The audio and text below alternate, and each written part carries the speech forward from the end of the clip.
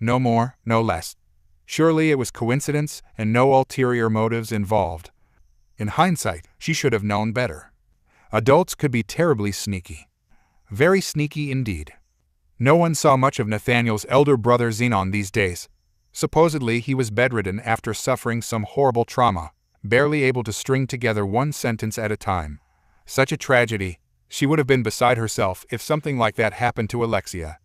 But his brother was different. Markedly so, almost worryingly so, really. The first thing that struck her about Nathaniel were his eyes. Not simply those striking scarlet slits, so like her own, but the confidence behind them. Complete and utter confidence bordering on benign arrogance. Second, his smile. He must have traveled a great way to her family's domain, and yet despite that he never stopped smiling. Never once. Third, his sword. Not that one. Though he held but a practiced blade, his stance was firm, and his grip strong. When father first introduced them, it was not as one house seeking another, but to prove his worth, sword in hand. Only then did she understand what they, the adults, wanted. They wanted a fight, or rather, a show. Her household expected her to crush this upstart as she had so many before him. She was 10, not stupid.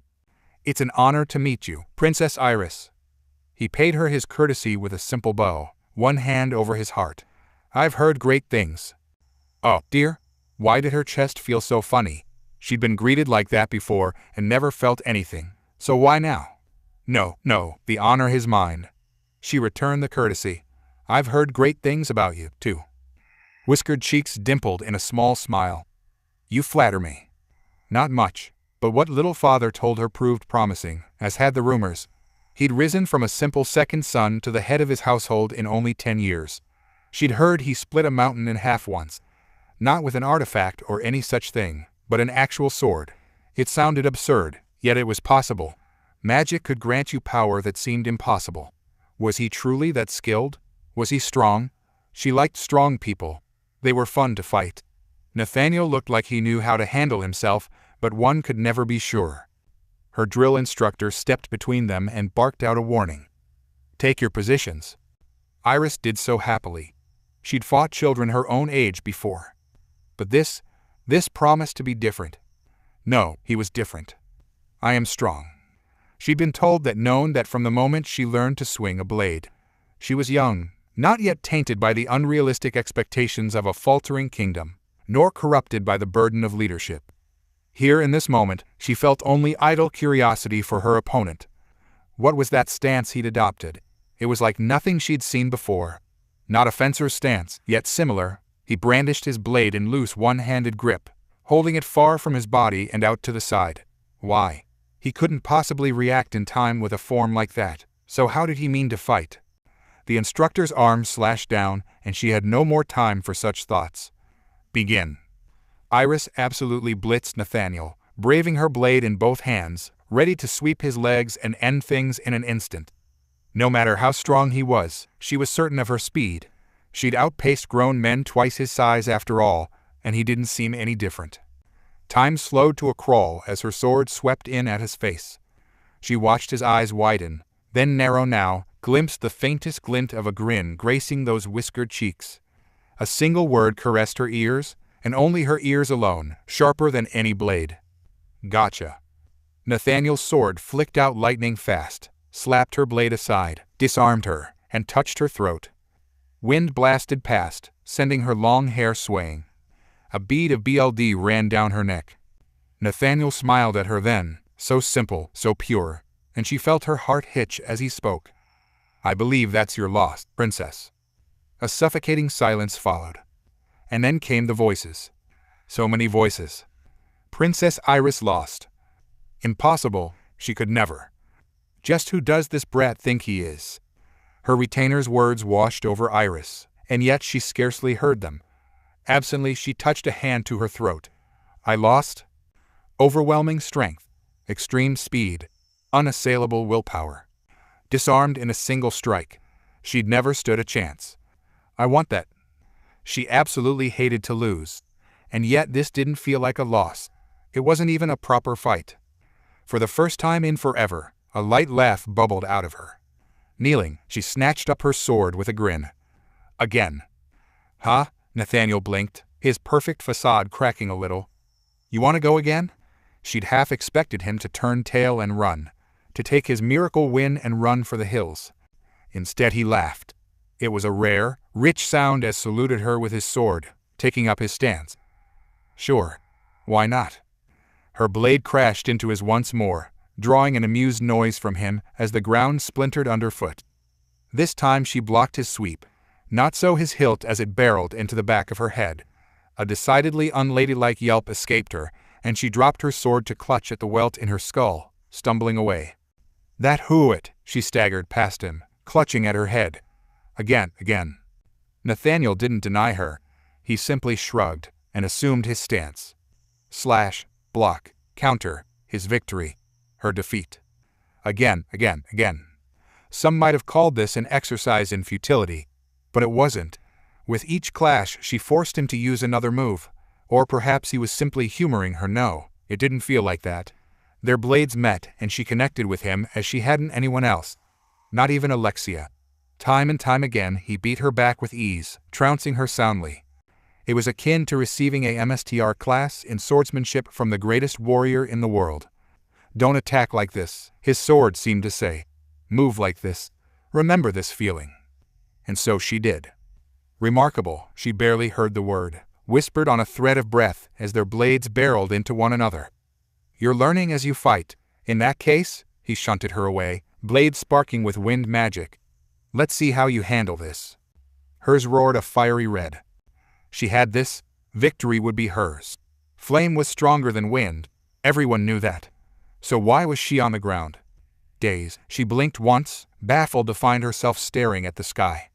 Nathaniel stood over her undaunted, without so much as a single scratch. That was close. He knelt and offered her his hand, still wearing that megawatt smile of his. "You almost got me back there. Good fight." Liar. That wasn't his full might. She'd sensed it just now during their clash. He'd held back at the last second as not to kill her. The act smacked of mercy, but she didn't care. She seized his hand and hauled herself upright with a grin. Nathaniel arched a bemused blonde brow. "Let me guess again?" Iris pounced on him with a happy cry. Nathaniel honored her resolve and trounced her just as soundly, but this time it took another strike on his part to do so. Truly, it was love at first loss. Or was it fourth? Looking back, she would find it terribly silly, a source of mild embarrassment as she regaled friends and family around the fireplace.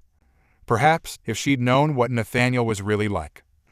If she'd known exactly who she was falling for. The extent to which this boy was broken. Things might have been different, but she didn't know. How could she? She was just a child, one who'd finally found someone stronger than her. An opportunity like this only came by once in a lifetime. Could she be blamed then for facing said opportunity and leaping at it head first, sword in hand?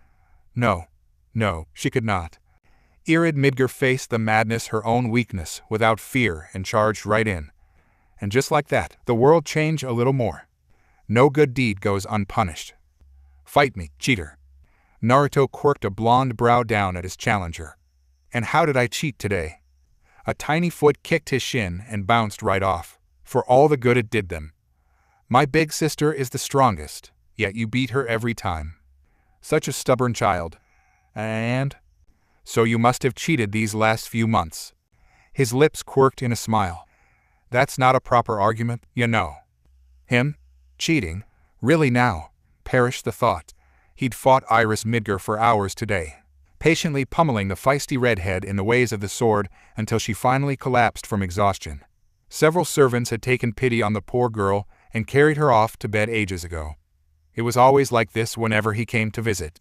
She'd passed out with a smile this time, which was hopefully a good thing. Little Alexia Midgar was not smiling right now. Quite the opposite. She had a rather fearsome scowl. Such a stubborn little lass. Really, who did she think she was fooling? In truth, Alexia didn't look a thing like her dear sister in the least. She and Iris shared those vivid crimson eyes. To be sure, Kurama would be so proud. But that was where the resemblance ended. With her pale ashen hair and defiant demeanor, she was the utter opposite of her talented older sister. Smaller, louder, angrier, nowhere near skilled as Iris, but determined to prove herself or die trying. Now just who did that remind him of? She stomped a foot.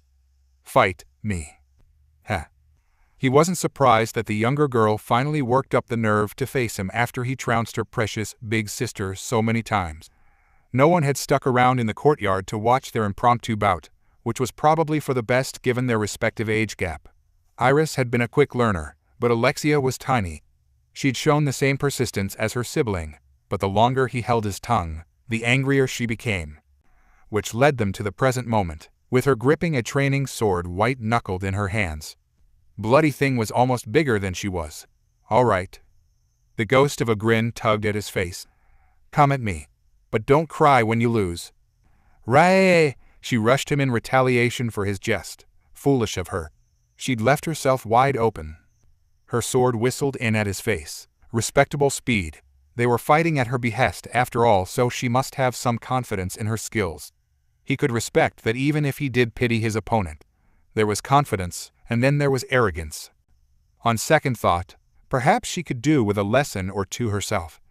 A quick flick of the wrist batted the younger girl's blade aside, as though it were no more than a harmless stick, forcing her arms wide and her eyes wider still with shock, maybe even a little fear. Her face went paler than her hair. Those nearly white tresses really did baffle him. Her and Iris must have different mothers. I swear I'll never understand this world. Stop holding back. Alexia lunged at him again, SWNGNG like a girl possessed. Fight me like you fought my sister. A smile touched his face as he intercepted each strike with graceful ease. Temper. You really need to watch that. That only roused her ire yet further. It amused him to no end. She really could glare. Rather than hold back on the next go-round, he swayed around Alexia's blade and parried her follow-up strike, twisted aside, then swept her legs in a seamless flourish. She went down with a yelp as he sent her sprawling right on her face. Her sword flew free from her grasp, caught the light of the setting sun as it fell in a graceless arc to land at his feet. His blade stabbed down an inch from it as he placed both hands upon its hilt. Pick it up. Alexia raised her dirty face with a pained gasp. What? What's wrong? He kicked the practice blade her way. Pick it up. The girl stumbled onto her hands and knees, choking back a whimper. She really was afraid of him. Small wonder. No one had ever manhandled her in a spar like this before. He'd given her a rude awakening. Fear is a weapon, if you know how to use it. He schooled his face into a calm mask, when in truth, he longed to grin. Are you going to cower like a coward? Or? He looked down at her dull blade, so tantalizingly close to her. But she would have to move toward him to reach it. Will you fight? Little Alexia looked to him. Down to her blade. Back to him again. He could see the gears turning in her mind. The realization that he was taking her seriously, despite her age. An epiphany struck. She didn't think I was cheating at all, did she? She was jealous. This brave, surly little fighter wanted to train with him and Iris. Something sparked in her eyes. Naruto didn't quite understand what, but whatever it was, it gave her the strength to move once more. Alexia snatched her weapon up and lunged at him. His sword struck hers, but this time she managed to deflect the blade and divert his attack rather than take it head-on. Good, he praised her and parried once more, forcing her on the defensive. Don't use the standard attacks, try the unorthodox. Her weapon whipped in at his face, only to change direction at the last instant and stab down at his foot. He parried her again, drawing an annoyed noise from the surly girl as he forced her back a step and went on the offensive. To her credit, she ducked immediately and only lost a few strands of hair before countering. The follow-through proved as weak as it was clumsy, and her blow didn't have any real strength behind it yet, but it would in time.